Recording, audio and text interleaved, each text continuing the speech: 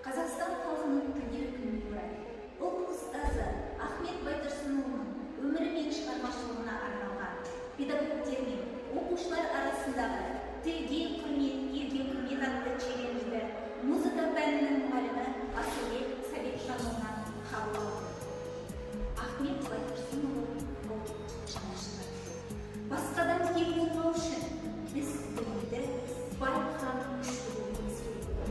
Білімді болу үшін оқу керек, бай болуға кәсіп керек, ал күшті болуға бірлік керек деп Ахмет Байтұрсынұлы айтқандай, бүгінде қандай да бір жетістікке жету үшін білім керек екені анық. Ал білімді жастары бар елдің экономикасы берік, тәуелсіздігі мәңгі болатыны сөзсіз. Ахмет Байтұрсынұлы өзінің санаулы ғұмырын ұлт мүддесіне арнаған мемлекет және қоғам қайраткері. Төккен тері мен жазған еңбектерінің барлығынан өз халқына жанашырлық танытуған жанкештіктің, отаншылдықтың